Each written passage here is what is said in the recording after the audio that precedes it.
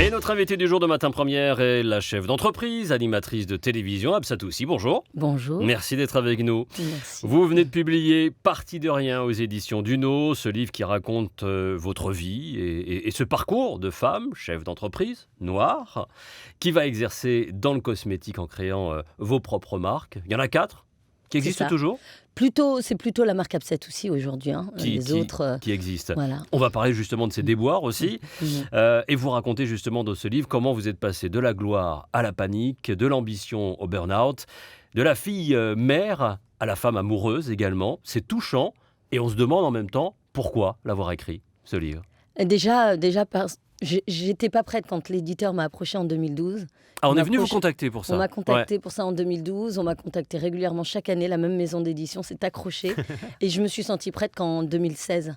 Et c'est à mon 6e mois de grossesse que je m'y suis mise. Je me suis sentie prête à ce moment-là. Et j'ai fini un mois après mon accouchement. Mais pourquoi à ce moment-là, vous vous êtes dit, c'est le moment d'écrire sur ma vie, mon petit parcours de vie en même temps, parce que vous êtes jeune et il y a encore des choses. Ce livre n'a aucune prétention, on n'a pas la prétention de livrer la biographie de ma vie, mais simplement de raconter l'histoire d'une jeune fille née en France de parents immigrés et qui a décidé de changer sa vie un matin.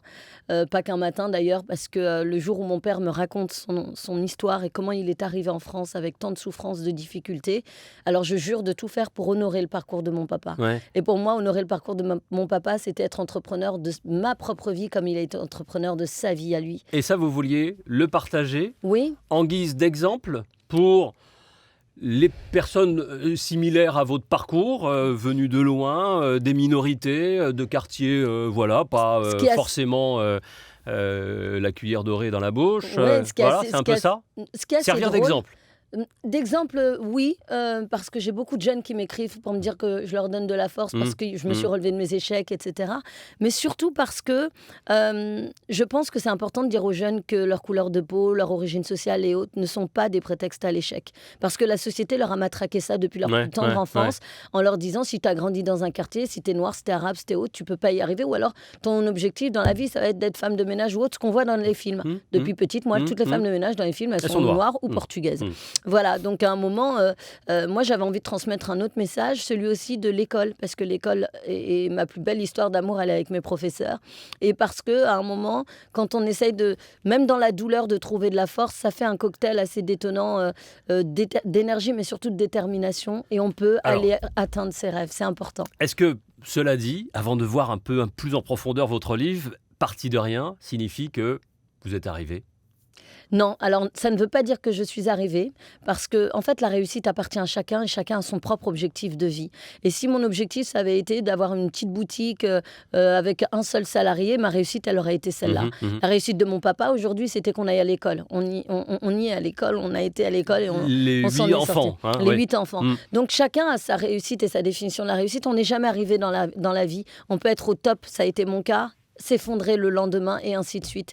En revanche, le titre, il est provoque, comme je le suis un peu dans la vie. Parti de rien, on part jamais de rien. C'est pour ça qu'au dos du livre, le rien est entre guillemets. On part de tout ce que nos parents nous transmettent, toutes les douleurs de la vie, tout ça. On part de tout ça, de notre expérience, notre histoire. C'est ce qui fait la force de notre parcours. Ouais, justement. Cette douleur, je la ressens pas tellement, justement. Je crois que vous êtes d'un optimisme, alors je ne sais pas si c'est encore le cas, mais dans ce que vous racontez dans votre livre, mais tout a l'air de bien fonctionner pour vous. Tout n'a pas... Dans les difficultés, vous y trouviez du bénéfice.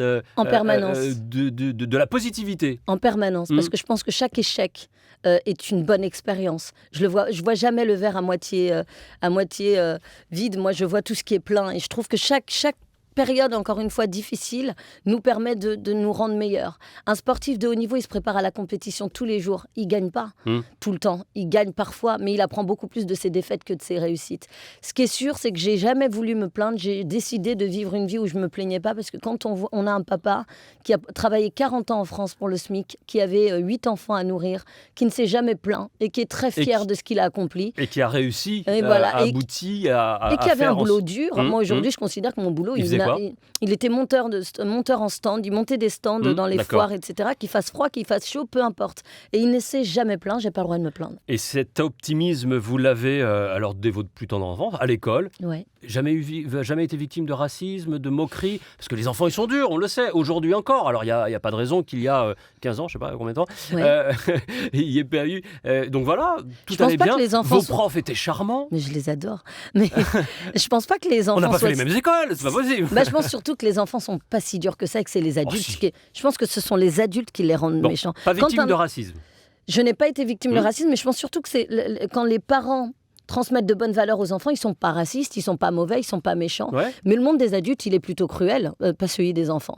Et moi, si j'ai vécu du racisme, j'ai eu ce côté un peu insolent que j'ai aussi, de les ignorer, parce que j'ignore les imbéciles, j'ignore les gens qui ne m'intéressent pas. Ah, ça glisse. Ça glisse, parce qu'à un moment, l'objectif dans ma vie, c'est pas de me battre en permanence, c'est d'accomplir. Mais c'est pas pareil. Même votre orientation en BEP secrétariat était bien.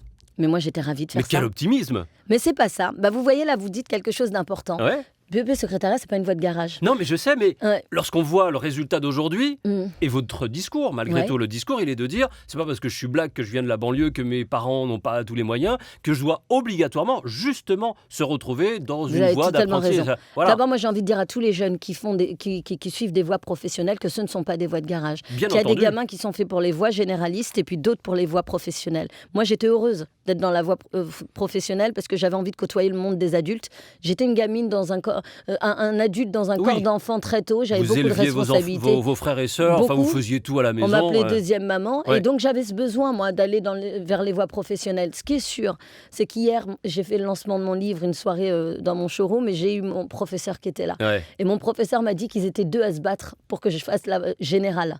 Et finalement, on m'a envoyé en pro, et moi, je suis très contente. Et je lui ai dit, j'ai aucun regret. Finalement, vous avez été contente. Mais après, pareil, quand vous dites, finalement, je veux faire école de commerce internationale, vos profs vous disent non, tu vas pas y arriver. BTS Commerce International, ils me disent non, bien sûr, mais il y a toujours des gens pour vous. Vous savez, pour vous freiner, quand vous dites que vous voulez monter une boîte, vous avez toujours plein de gens qui sont là pour vous conseiller, vous donner plein d'idées, mais ils n'ont jamais monté leur boîte. Ouais. C'est toujours les plus généreux en conseil, c'est ceux qui n'ont pas osé faire ce que vous êtes en train de faire. Donc de toute façon, évidemment, il faut faire ce qu'on veut dans la vie.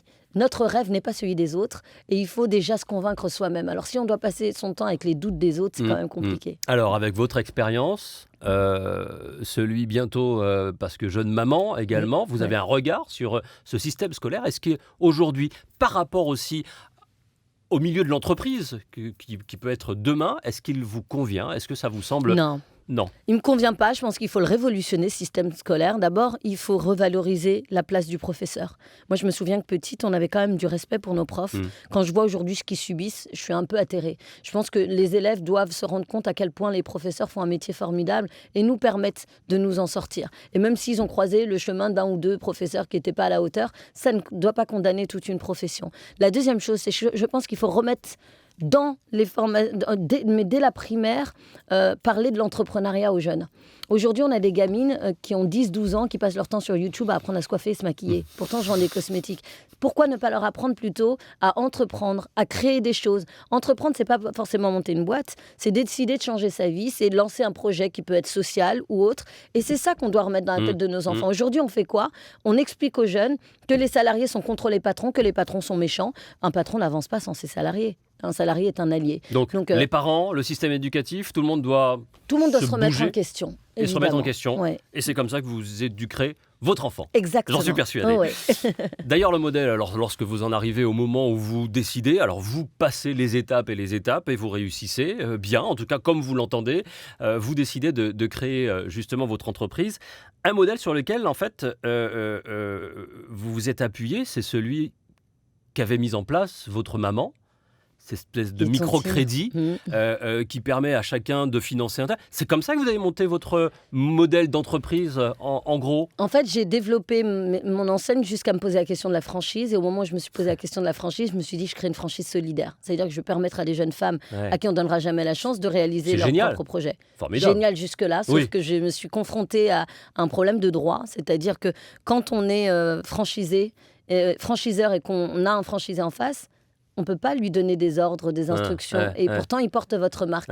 Et donc, quand vous avez des points de vente qui doivent ouvrir à 10h et qui ouvrent à 14h, vous n'avez quasiment rien à dire, si ce n'est de faire des procédures. Et donc, ça a beaucoup abîmé ma marque à l'époque. Et j'ai décidé, c'est ce qui a coûté la vie de la société. C'est comme ça que vous avez dû déposer le bilan. Exactement. Est-ce que vous referiez ce côté solidaire, ce côté entraide Est-ce que vous referiez les choses de la même façon, je continuerai à aider parce que je pense que c'est dans ma façon d'être. En revanche, je ne confondrai plus jamais assistanat et accompagnement. Assister les gens, c'est pas leur rendre service. Accompagner les gens, c'est super. Vous savez, on dit souvent, quand notre voisin tombe, il faut le relever, mais après on lui lâche la main. On ne lui tient pas la main tout le temps. Et moi, c'est ce que je dis à mes frères et sœurs et tout.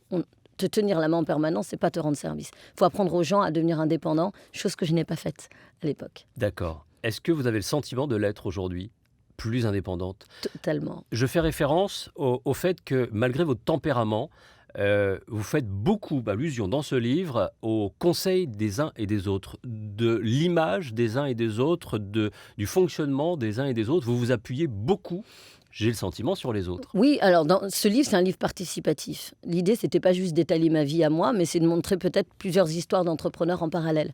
Donc, en fonction des sujets que j'évoque, je fais appel à des gens qui ont vécu des situations qui peuvent venir appuyer mon propos. Je pense que dans la vie, il faut savoir écouter certaines choses et entendre d'autres choses. Et il y a des gens, moi, que j'ai voulu écouter parce qu'ils étaient de bons conseils. Donc, moi, je n'ai pas la science infuse. Et je dis dans le livre qu'être bien entouré, c'est avoir autour de soi des gens meilleurs que soi. Et c'est ce qui nous permet d'être meilleurs. Donc, j'ai aucune prétention à dire qu'effectivement, je m'appuie sur le parcours des gens qui m'inspirent. Et ça me fait du bien. Est-ce que être beau, belle, ça a été un avantage ? C'est un avantage par rapport aux préjugés. Est-ce que votre beauté vous a servi ? Mais belle aux yeux de qui, en fait ? Parce que tout le monde est beau aux yeux de certains. Si on parle de la société d'apparence dans laquelle on vit, évidemment, ça peut servir, mais l'image, elle se manipule autant qu'on le souhaite. Mais vous savez, il y a beaucoup de femmes belles qui ne dégagent absolument rien et qui ne feront rien de leur vie. Il y a des femmes que je considère, moi, comme belles. Peut-être physiquement, elles ne sont pas dans les codes que la société nous impose, mais elles dégagent une telle énergie, une telle force, une telle détermination. Est-ce que ça aide ? C'est ça le truc. Je sais pas dans ce milieu de l'entreprise, dans ce milieu où on doit convaincre à un moment, ou donner ou pas, où on doit acquérir une confiance, est-ce que ça vous a aidé ? Je ne sais pas si ça aide, parce que moi, je n'ai pas attendu d'être aidée. En fait, moi, j'allais chercher les choses dont j'avais besoin. Je n'ai pas attendu. Avec un pouvoir de conviction, avec une allure, avec une prestance aussi. Ouais, en fait, vous l'avez dit, tout est dans le pouvoir de conviction. On n'a pas besoin d'être... Moi, honnêtement, demain, je parie beaucoup plus sur quelqu'un qui, physiquement, n'est pas forcément au top, mais qui a une détermination, une énergie folle, que quelqu'un qui est beau et qui dégage absolument rien. Donc, cette société d'apparence, finalement, c'est de la paillette, ça dure 2 secondes. Mais après, quand on creuse, on a envie d'avoir de la compétence. Et en même temps, vous y faites référence régulièrement à la beauté. Votre père était beau, votre mère, votre oncle, très classe également, votre prof aussi. Mais ça compte quand même. Bah non, c'est parce que ma définition de la beauté, elle est tout autre. Mon prof, il était beau, pourquoi ? Parce qu'il m'apportait tellement, il était tellement généreux. C'était pas une beauté physique. C'était pas du tout une beauté physique. À un moment, vous dites, toutes les nanas craquaient. Ah, mais vous parlez de Philippe Dupré, d'accord, qui était mon prof d'enfance, qui était non seulement beau, mais au-delà d'être beau, qui était formidable. Compétent. Et c'est ce qui le rendait encore plus beau. Mon père, il est beau, c'est incontestable. Parce que c'est papa. Parce que c'est papa d'abord. Et parce que dans les yeux de la petite fille, forcément, le papa, c'est le plus beau. Et puis, non, moi, je ne suis pas du tout attachée à ça. D'accord. Pas du tout. Pas utilisé, pas du tout. D'accord. Non. Comment vous présentez aujourd'hui, alors ? Animatrice de télévision ? Non, d'abord entrepreneur. Entrepreneur. Ça, évidemment, je suis entrepreneur, maman et maman. Animatrice de télévision. Parce que la télévision, effectivement, j'en fais, mais je ne suis pas prête à tout pour faire de la télévision. En revanche, garder ma liberté en étant entrepreneur, ça n'a pas de prix. Vous avez fait le Grand 8, avec Laurence Ferrari et toute la bande, Roselyne Bachelot, etc.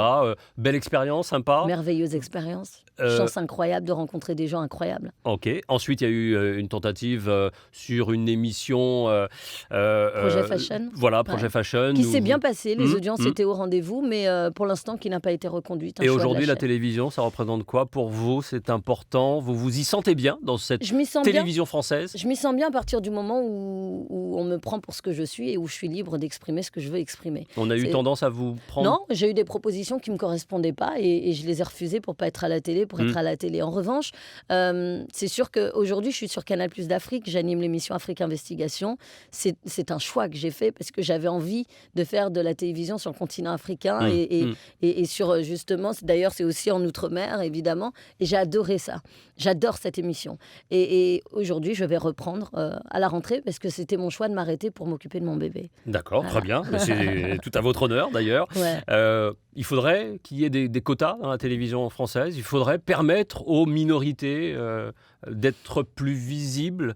Alors, moi, j'ai un avis qui est double là-dessus. D'abord, je pense que aujourd'hui, à la télévision, on peut être noir et y arriver. Le truc, c'est pas de se caricaturer, c'est de ne pas se caricaturer. C'est de rester fidèle à soi-même et d'être pris pour ses compétences. Harry Roselmack, il est là, effectivement. Karine Diok, elle est là aussi. Ouais, mais il n'y en a pas des masses. Mais il n'y en a pas des masses. Mais quand on Il n'y a pas d'Asiatiques, il y en a certainement des très bien. Il n'y a pas tellement de Maghrébins. Enfin, moi, je parle des minorités. Est-ce qu'on va, quand on va au Maroc, il y a beaucoup de Blancs à la télévision? Non. Je ne sais pas, peut-être qu'ils ne veulent pas faire de télé. Quand on va au Sénégal, il n'y a pas beaucoup de Blancs non plus. La différence aux États-Unis, où on a imposé les minorités, du coup, il y a une mixité naturelle qui est visible et qui ne dérange personne. Mais pourquoi c'est je ça vous la dis différence. Ça parce que moi, je ne veux pas être à la télé en considérant être un parce quota. Oui, mais d'accord. Non, moi, je suis arrivée à la télé parce que j'avais des choses à dire. Parce que vous aviez les compétences, etc. Voilà. Tant mieux pour Harry Roselmack et Karine aussi. Oui, et quand un noir est à la télévision, il ne doit pas être considéré comme cela, il doit être considéré pour ses compétences parce que c'est pénible à porter. En revanche, moi, je suis pour les quotas. Donc c'est complètement contradictoire. Okay. Je suis pour les quotas parce qu'en général, ceux qui sont contre les quotas, c'est ceux qui ne veulent pas partager le pouvoir. Ouais. Ils se disent qu'en partageant le pouvoir, finalement, ils peuvent se perdre leur place. Parce que des gens ultra compétents peuvent arriver, on les a imposés, mais ils vont en plus prouver qu'ils ont raison d'être là et qu'ils ont toutes les compétences pour être là, et là, ça devient gênant. Donc en général, vous verrez que ceux qui militent contre les quotas sont en général des gens qui ne veulent pas partager le pouvoir et qui ne veulent pas perdre leur place. Pour faire un parallèle, c'est comme en politique où on a imposé justement la mixité et d'avoir autant d'hommes que de femmes. Évidemment. Et puis voilà, maintenant on se pose plus la question. Et les hommes vont être obligés de partager le pouvoir avec les femmes. Est-ce qu'on va le prendre? Oui, moi je veux bien. Allez-y, prenez-le.